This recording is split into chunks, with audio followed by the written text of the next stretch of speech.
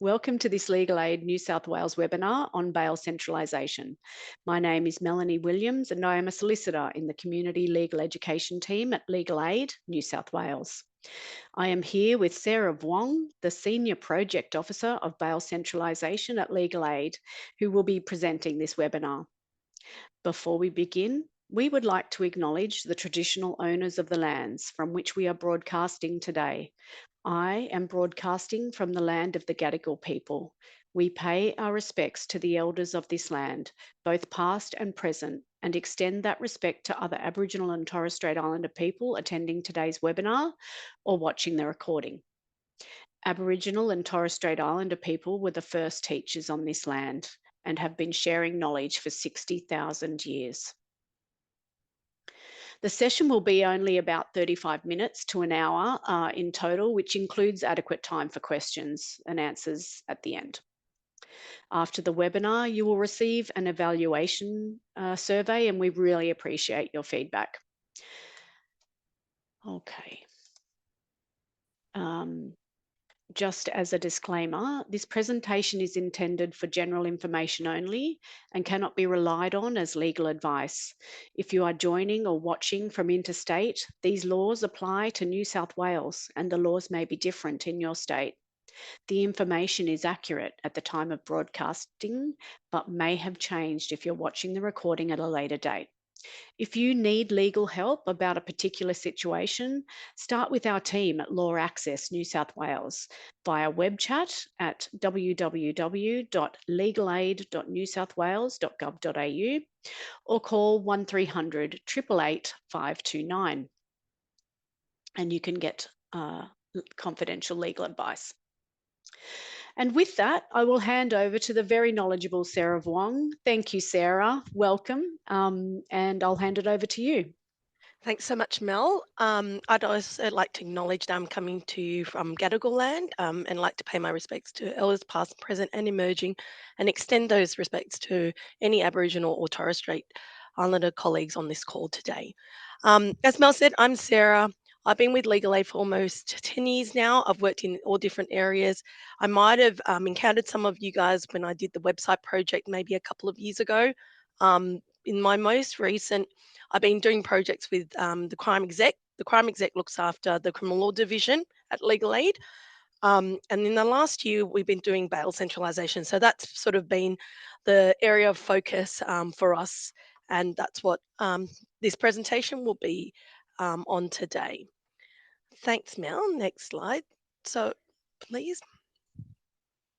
So just a quick agenda. I'll give you some introduction to bail centralisation and how it will impact our clients and any information that might be helpful to you. And also we've got a good length of time for some questions because I know that this bail centralisation happened really, really quickly. And I think I have to say maybe the communication wasn't as positive as it could have been. So I think there's a lot of misconceptions of it. So it'll be good to sort of clarify a few things for you and if you have any questions about it today.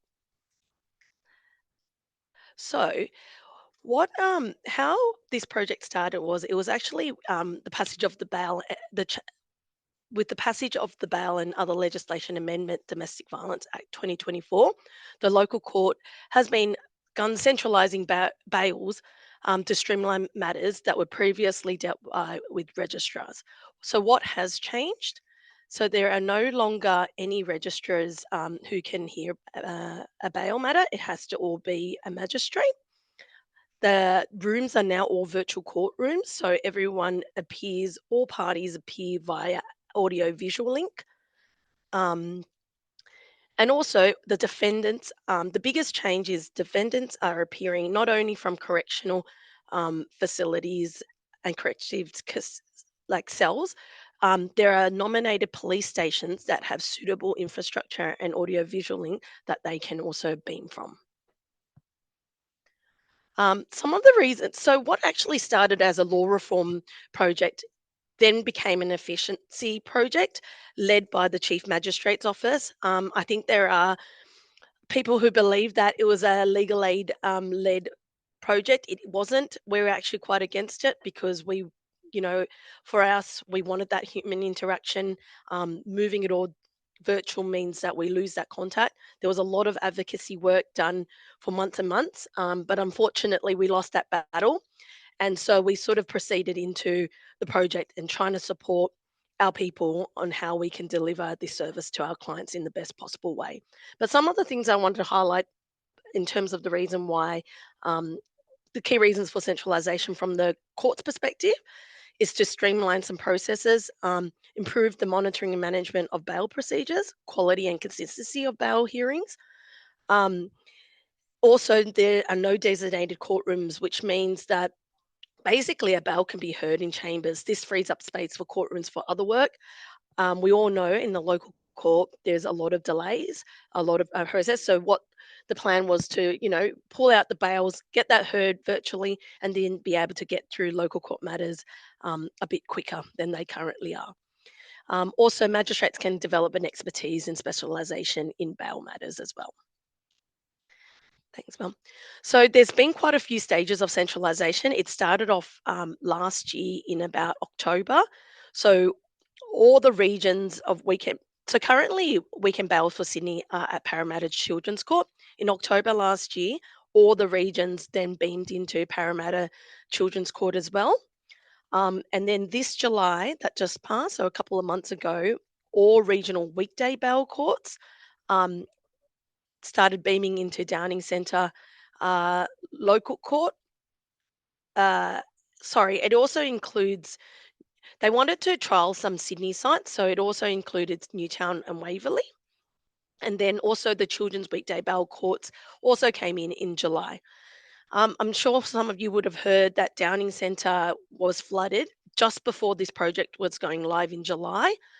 But because of that, they've set up a new office in Phillip Street. And for that reason, they decided to also bring in Downing Centre. So that was centralised to the Phillip Street location in August this year as well. So the next stage of centralisation is the weekend bail court relocation. So there was always a plan to move everything to Downing Centre local court. So that's going to happen. So everything that's happening in weekends at Parramatta Children's Court for adults is moving to the Downing Centre local court. The one change that remains the same is Children's Court will remain at Parramatta Children's Court in person. And then the big one that will come in next year in July will be Sydney weekday bail courts, and that should complete the whole centralisation piece once that comes in. And just wanted to highlight as well, there are some specialist children's courts that will continue to hear their own custodies. So the matters that are being centralised to Parramatta at the moment are the police bail refused children's matters. Thanks, Mel. So how it works, there's 8 virtual courtrooms, there's one children's court.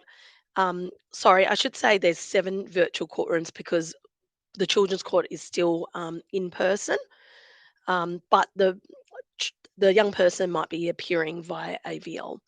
And then, so the prosecutor and the defendant are in person. The other 7 are virtual bail courts, so everyone is appearing virtually, um, and that will be at Downing Centre shortly. It's a hub-based system. There's various hubs for the adults. It mainly is geographical how they split it up, but the courts also looked at numbers. They wanted an even split with the numbers across all the courts, and I'll go through that in the next slide. So it isn't exclusively geographical, and everyone is appearing via AVL all the defendants are appearing via AVL at a police station or a corrective custody, and the prosecutor and defendants is appearing via AVL from wherever they might be beaming in from, and the magistrate is sitting at a courtroom currently at Parramatta Children's Court, soon to be Downing Centre. Thanks, Mel. And how the court's sitting. So we've got one children's court sitting at Parramatta Children's Court. That's serviced by our Children's Legal Service, CLS team at Legal Aid. And then these are the remainder splits. So there's Mid North Coast region and Northern Rivers. That's serviced by Coffs Harbour, Lismore, and Port Macquarie office. And then Court 2 is Newcastle and Greater Hunter, and that's by serviced by our Newcastle office. Court 3, Southern Highlands and South Coast, serviced by our Wollongong and Nowra offices. Our Court 4, Western Court, Dubbo, Orange, and Broken Hill offices. Court 5 is an interesting one. It's Riverina and New England. We traditionally probably wouldn't have Tamworth included in that area, but because of the numbers that's included, that's why we've got Albury, Moree, and Tamworth and Wagga sitting together. And then Central Coast and Inner Metro. So Inner Metro currently only includes Waverley and Newtown. So that's serviced by our Gosford team. And for legal aid, it's our inner city local courts who look after those local courts in the inner city area. And Court 7, introduced in August this year, is the Downing Centre. So our inner city local courts team look after that court. Thanks, Mel. How it works is they're appearing via the WebEx platform. I'm sure some of you might be familiar with it. So we're basically appearing exclusively on WebEx. At Legal Aid, we've also moving into conferencing. We used to use Jabber, but we're conferencing via WebEx as well because the courts are there. So we're trying to keep it consistent. And Jabber is also becoming redundant. So WebEx can be accessed via web browser, even if you don't have the installed app. But I strongly suggest if you are going to be constantly attending, it would be worth downloading the app. There's a free version that most people can download, and it gives you access to all the things that you need. And there is also a mobile app available if you need that instead of the web browser. So how it works for the clients.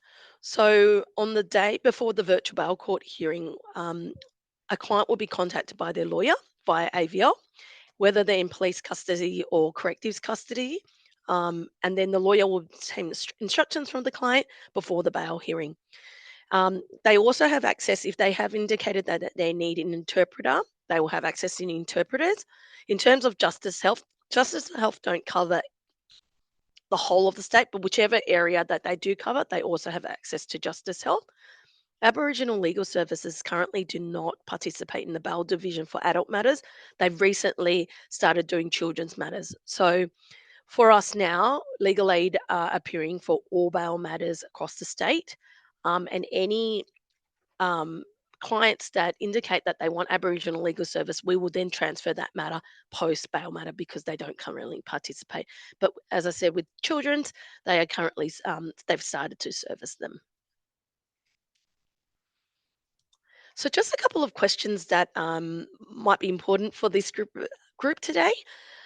How can, if you know you're a family member or a friend and you want to know the details of how to appear, the best thing is to contact the registry. They have all the information and they have the latest information for you because sometimes things change.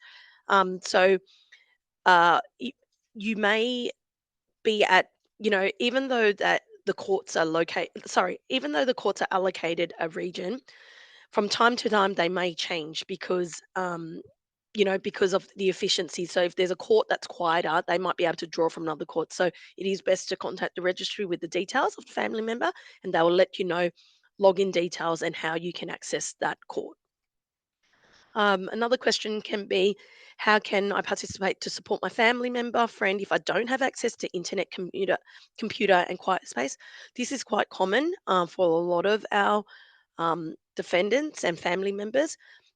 You can contact your local court, and they will try to facilitate access.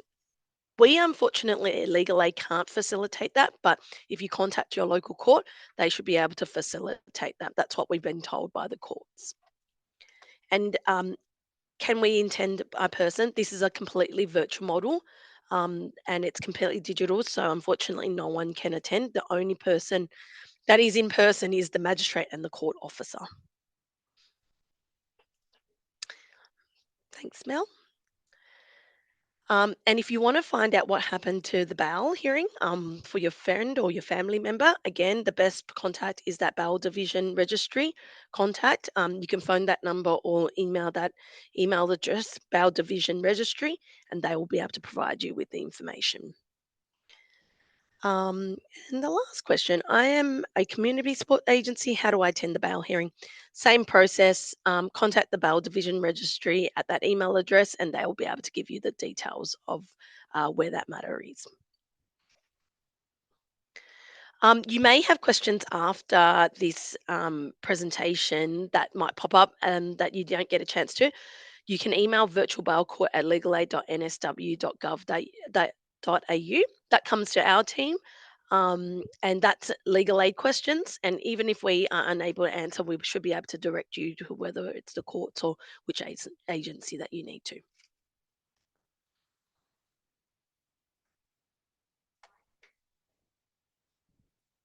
Thanks, Mel. Thanks, Sarah. That was fantastic. We now have questions for you.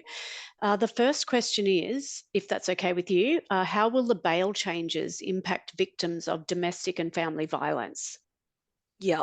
So the Victims and Family Violence legislatively safeguards um, about being informed for certain decisions. So bail centralisation doesn't change any of that. It doesn't change any decision processes. Everything will remain. The only biggest difference is where that bail is being heard.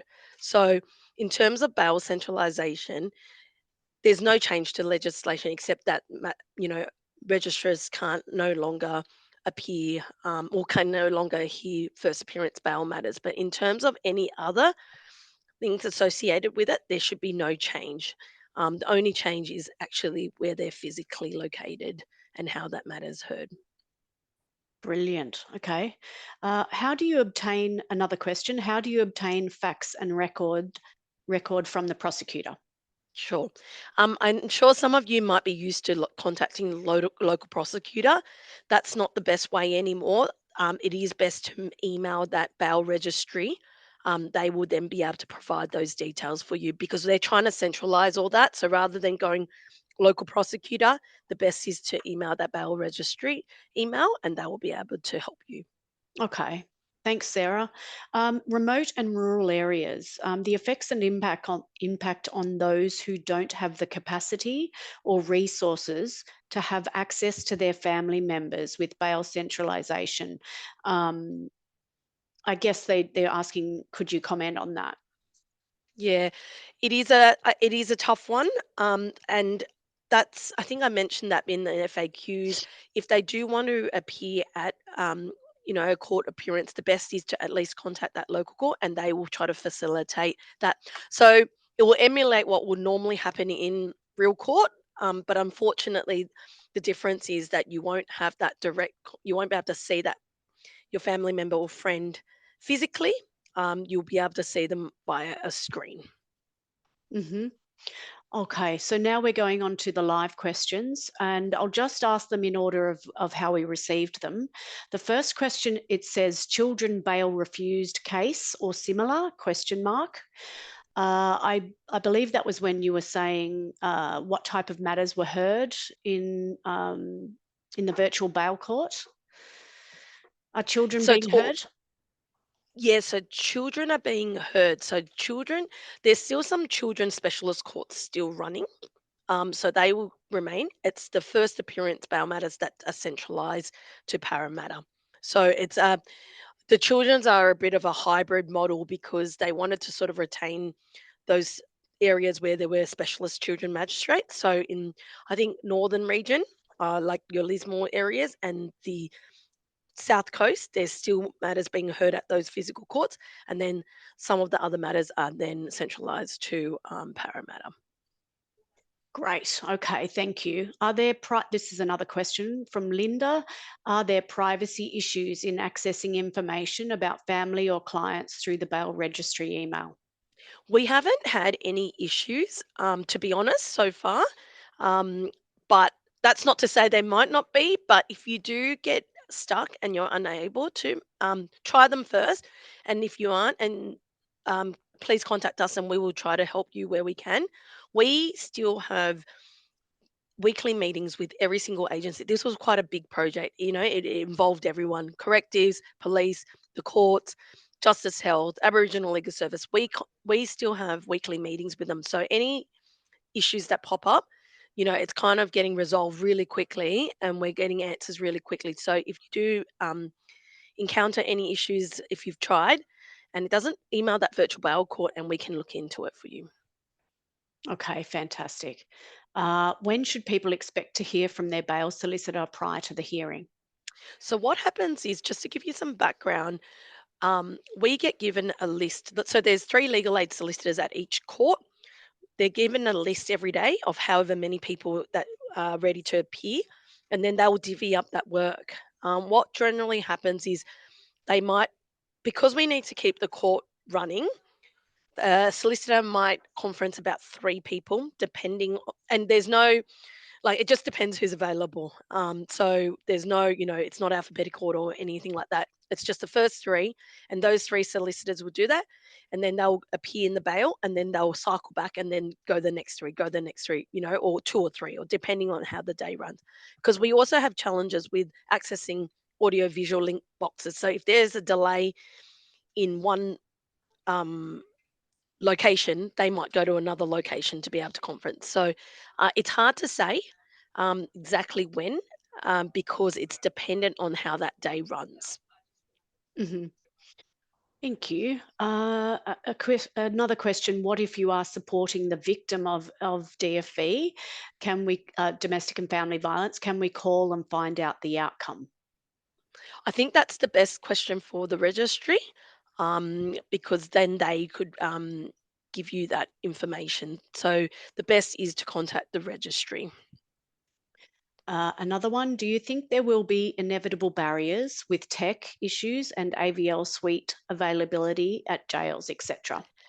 That's a really good question. From the day dot when they proposed this, we were quite against it because we knew from COVID, all the infrastructure was kind of rushed, put in. Police weren't supportive of AVL use. We have done, when we realized that it wasn't our decision and that it was going to happen regardless, what we embarked on was we audited every location. um, so every location that has been approved has adequate AVL in terms of it being confidential conferencing. It's a room suitable. The client can be left alone, and visually and tech. Unfortunately, there are locations which we identified early on that only have one AVLs, and there are bottlenecks. We flagged that from the beginning of it. Unfortunately, that wasn't heard. So we do experience those issues. And we are the police are looking at different ways of how we can do this, whether we can put extra iPads in, confidential rooms, or where there are possibility to build an extra AVL rooms, but it's a very slow process. So unfortunately, that is a real problem. One thing I have to say is we are working closely with police when there is a tech issue, because as you can see, even if the tech is working when we audit, a week later, a defendant might get upset with a result and then might kick the screen and it's broken again. There is a process of how we can report that, and things are getting improved and fixed quicker than they normally were. Mm, Um, but it is a unfortunate ongoing issue that we're trying to resolve, but it's unfortunately not something we can resolve yeah. in terms of the infrastructure and the bottlenecks. Thanks, Sarah. The next question is: will JAS, that's Justice Advocacy Service, be able to participate or provide support in bail matters? I believe so. The best is to, I think, still contact the registry, and then Okay, they should be able to provide. Yeah. thank you. Does bail central, this is an anonymous question, does bail centralisation mean matters are being heard and dealt with a lot sooner? Yes. So that's one. There's lots of unfortunate negatives with bail centralisation, but after doing this for a year, there's also a lot of positives. So with the removal of registered making decisions and now it's forwarded to magistrates, we are seeing that magistrates are finalising matters, which is a positive thing. Mhm. So, registrars couldn't finalise a matter before. So, if in the event a magistrate has enough information, we are seeing that, and they are encouraged to, which means that a client is able to get bail sooner, um, than previous. So yes, there Mm. is definitely a big appetite to finalise matters where possible. Yeah, that's great. If community caseworkers are wanting to provide supportive documentation for their client who is appearing for bail, what is the best way to ensure that this documentation is sent through to the legal aid solicitor representing the person? Yeah. Um, it is still probably best through to. I'm just trying to think whether that should come. Um, can I take that on notice? If that Absolutely. wasn't was that on the It's only not an reason why I say anonymous that question, so we do have a process with Justice Health, and they have so how our structure works is we have inboxes for each court. But that's not highly publicized because it's something that we use internally. And mm, I'm wondering if that's something that we can maybe open up to community workers. But I'm being quite transparent. The reason why we haven't just opened up is it's a very busy inbox. It's where all the papers go. It's where all the what we call form ones when we know a defendant is ready to be conference. All that kind of stuff goes in there. So we're kind of being discreet as to who has access to those inboxes so that we ensure that the the solicitors on the ground doing those bail days have mm, really, clear communications and it's not sort of being, um, you know, lots of information that they can't handle because it's quite a busy day for them. So I'm happy to take notes and talk to the person mhm. available and then bring it back to the team and then we can come back to everyone. Okay. Thanks, Sarah. Jason Bourne has asked, he said, I've tried the link many times for family. I work in the court in Lismore. We are not provided a time when the client is being heard. So we are sitting on the link for ages, then it cuts out. Yeah. Unfortunately, that's not controlled by Legal Aid. That's controlled by the registry. I think it was Jason, was it? If you can give me the example Yeah. of, like, you can email me, virtual bail court. If you can give me the specific example of, what the client was, which day, I'll take it back to the courts and try to get them to investigate. Thank you, Sarah. One more anonymous question. Western New South Wales has some of the highest DV rates, domestic violence rates. In Orange, from the 1st of August 2023, bail conditions could include a condition that the male defendant be assessed for suitability for men's behaviour change program. Is are the centralizations and standardization of bail hearings going to change this? No, so my understanding is nothing has changed except the removal of registrars making one. Like all the things that are currently in place continue to be in place. The only difference bail centralisation has done is where matters are physically where they're heard. So anything that is currently happening will remain the same, and it will just be heard by a registrar rather than a magistrate rather than a registrar. So anything in place currently shouldn't change, Thanks, or it Sarah. doesn't hasn't changed yet. Mhm. And now, who assists where there is a conflict of interest for legal aid? Do they get referred out? Yes. So the good thing about this model is so in any given day we've got seven courts. There's three solicitors per um, per day per court, and generally speaking, the solicitors are from various locations. And we also I forgot to mention when I say three solicitors, they're not just legal aid solicitors. They could be private solicitors doing legal aid work. So if there is a conflict, generally speaking, there will be already another solicitor available within that court. If not, we've got access to other solicitors in various courts, and generally speaking, they will then contact another solicitor and say, "Hey, we've got conflict." And if in the event all three solicitors in that one court, because it's region, are conflicted, they can go to another court and request the help of another solicitor. Okay, that's useful. Okay, this is the last question, I believe. For how much time an interpreter will be booked? How much? I guess they're asking how much time do they need to book an interpreter for? Generally speaking, from what I understand, if a client has indicated they need an interpreter, the courts will organise that. So um, the the solicitor may then contact the courts and then say, "Hey, I need a interpreter," and they liaise, and then they will make sure that interpreter is available. So the court officer generally liaises to make sure that there's an interpreter available. So generally speaking, you wouldn't have to organise your own one. It should be done through the court. It's hard to say Okay. how long because we don't control the list. The court, the Mm, registry does. So it's quite hard depending on. So you might be lucky and the first person who needs interpreter is the first off the bat. But then, like Jason said, there's been times where, you've been given a link and then there's been delays and you're sort of waiting for a quite a lot while. mm. Um, yeah. I guess one thing I would do want to flag is um, a couple of issues or a couple of things that have popped up about waiting times. With this virtual bail court, it hasn't changed waiting times. Like if you go to a physical court, the only difference, I guess, is you have contact. You could kind of see how many people or how many sort of that physical view. So that's a bit. We're trying to work with the courts to sort of remove that, but unfortunately, we don't have a way.